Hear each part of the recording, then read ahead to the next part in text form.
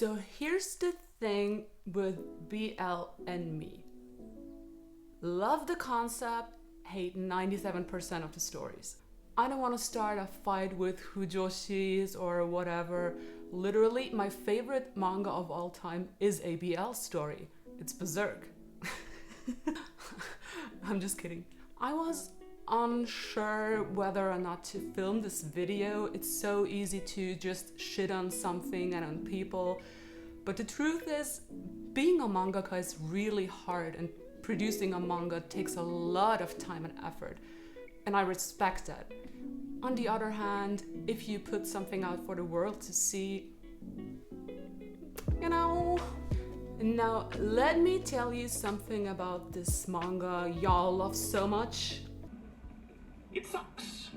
And you're all stupid for liking it. No, I'm just kidding. Alright, today's video is going to be about 10 Count, a manga by Takarai Richter.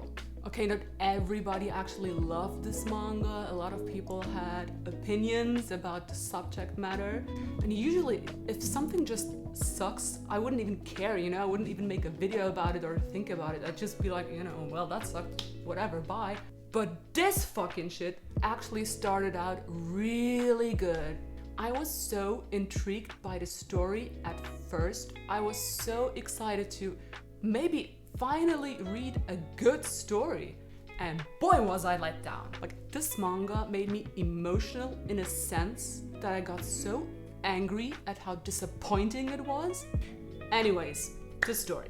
Our protagonists are Shirotani Tadaomi and Kurose Riku, with Shiro in Shirotani meaning white and Kuro in Kurose meaning black.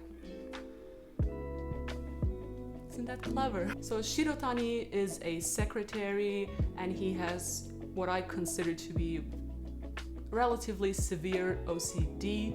He always wears gloves, and he needs to wash his hands as many times as we do during Corona. Needless to say, his condition is no joke, and it affects his life in various ways. Shirotani meets Kurose by coincidence. He and his boss had a small car accident, and Kurose brings them to the hospital. Kurose notices Shirotani's condition and confronts him about it, but he basically tells him to mind his own business. And the next day, they meet again, and Kurose turns out to be a counselor.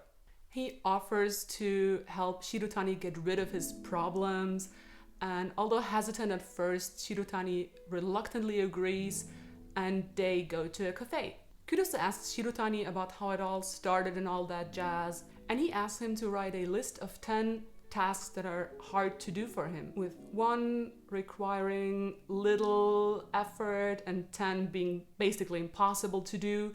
And Shirotani leaves number 10 blank though. Now we know the title of this manga is a reference to that list, 10 Count. Kurose offers to meet with Shirotani for like once a week, and they can go through the items on the list.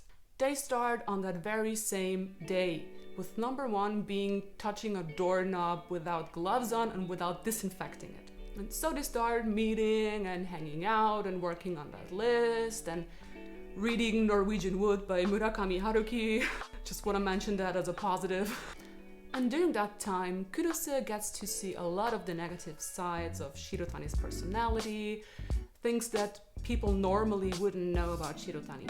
And during this time, they start developing a friendship, which gets confusing as time goes on, especially for Shirotani. He has the feeling that Kurose might be hitting on him. And up until this point, I was like, oh my god, this story actually sounds pretty interesting, I thought this manga would be like 10 volumes, and each volume they get closer and closer, and spend a lot of time doing one item of the list, and would get deep into the psychology of Shirotani, and there will be this great buildup of tension.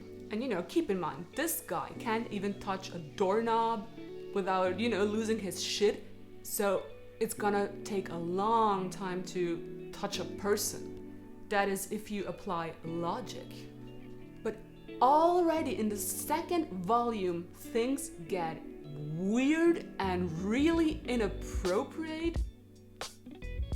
and they start doing things that I can show here. And look, obviously, I don't mind reading stuff like that per se, otherwise I wouldn't have even bought this, you know? But here, the way it happens here is just wrong! And like Kurose basically starts molesting Shirotani, which I'm not even gonna get into that. And Shirotani lets it happen as if he was secretly some kind of pervert. But the thing is, how can somebody with a condition like that go this far that quickly? Like literally, Shirotani couldn't even accept Kurose's business card. He had to take a picture of it. Like, just make it make sense. Like, I swear, it's like the author suddenly remembered, oh, this is supposed to be smut somehow, so better get going with it. And she tries to bring depth back into it with extremely weird explanations for their behaviors and why Kurose is attracted to Shirotani. And I'm gonna spoil a bit here, so please be warned. So basically, Shirotani has a weird obsession with his dad, and which is just, I'm so sick of giving queer characters this kind of weird backstory, like, ooh, you like men? Something crazy must have happened to you. You know, I don't know. And Kurose had a crush on a guy who had OCD before, so it's kind of like, he's into Shirotani because he has OCD. And one thing I thought was okay was when we learned that Shirotani is afraid of actually getting people dirty if they are with him. And this could have been explored way more and way better than it did. And also they abandoned their stupid list almost immediately. Like in between doing stuff together, they might take a look and know, oh yeah, right, oh there was that list, right, yeah, we better get to checking all of this off, and you know, oh right, that was the whole premise of our friendship. Oh, I forgot. Like this turned into such a shit show over the course of a few chapters. Like, why make the effort to come up with a cool premise only to abandon it in a second? And apparently this also is gonna get an anime adaptation, which they just keep making shit into anime that is basically just sex scenes, so they can show half of it anyway, so there will be no story left. And like, I honestly can't comprehend why. There is so much more innocent stuff that you can actually show and adapt, so why not do that? And like, I don't even want to talk about all the famous assault tropes and so on in BL, because I honestly don't care. I think in art and in your fantasy, in your imagination, everything should be possible, right? And I mean, if you think that manga is a guide to life, then like that sounds like a you problem to me. And as our weird chancellor said a while ago, you have your own brain. And if you want to read more wholesome stories, they exist. Trust me, everything exists in manga almost. So you don't have to read it, obviously. But anyways, that's a whole other video, I guess. And anyways, if you read this manga for the porno, then I'm fine with that. You know, you can enjoy that.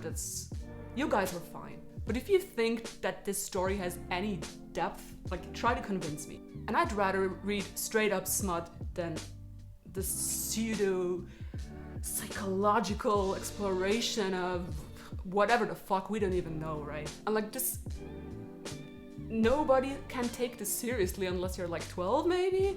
And I'm not saying that certain people can't enjoy it, you know? And I'm not saying you're wrong for liking it. Of course not. You can like whatever you want, but I just think that if you think that this is a good story, you got some splaining to do. Like, I don't want to offend to people who love this, even though I probably just did, but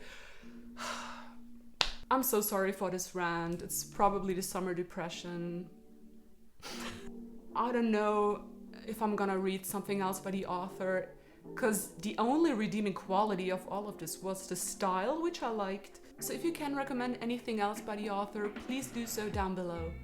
So yeah, I know, usually I wouldn't be so emotional during something like that, and I apologize. And again, I didn't want to offend anybody, but